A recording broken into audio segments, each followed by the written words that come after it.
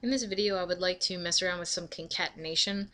I already have set up in here my scanner. I've asked the user to enter some text, and I've grabbed it from them and saved it in a variable called text that I'm going to use when I do some little manipulating with the string.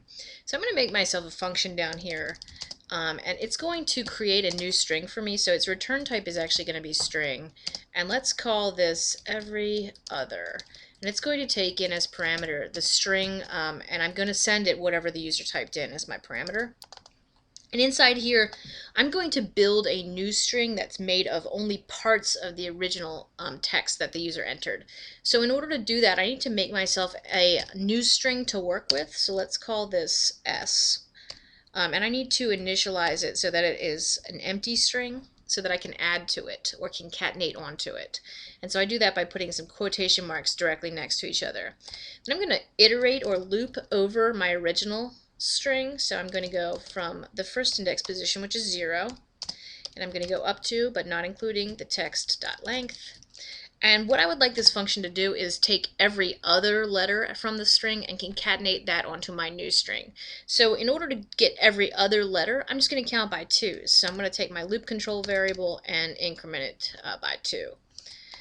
Alright, so now I'm in my for loop, and what I'm going to do here is I'm going to grab out a piece of the text using substring, and I want one letter at a time, so I'm going to go I, I plus 1. That's always how you get one letter. And then instead of printing this, I'm going to concatenate it onto my new string S. And to do that, all I have to do is pretend just like it's a number and just say S plus equals. Just like if I were adding numbers and I had a sum and I was going to say like total plus equals whatever the current number is, I can work with strings sort of the same way. Instead of technically adding mathematically, it's going to just tack it onto the right-hand side. When my loop is finished, then I'm going to return the resulting string, which is S. That's where my new stuff is saved. So I've lost every other letter of what was originally in here. Okay. Since this function has return type string, I have two options in main when I call it. I either have to save it in a variable, what comes back, or I have to print it directly. So if I saved it in a variable, let's just call it result, then when I call this guy, every other, and I pass it my original text, it's going to zip down here, do all this stuff, send the answer back, and now the answer is saved in this thing called result. And then I can just print it out and see what's in there. So let's do that. Alright, run this sucker. Okay. I hope my dogs don't bark. Alright, so we should, when it goes to the function, lose every other letter off of this. Let's see if that happens.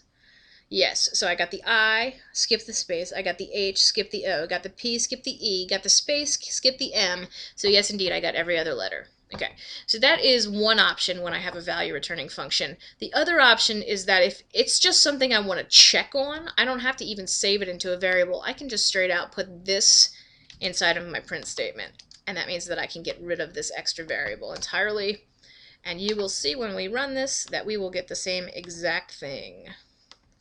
Okay, I can't believe they are not barking, because I really can't believe it. Alright, so I've lost every other letter. So this is how you do some concatenation. The main rules are you need to make yourself an extra little string that you're going to build onto, do whatever you want in here, and then return the result. And if I'm returning a result, then I have to either catch it or print it directly up in main.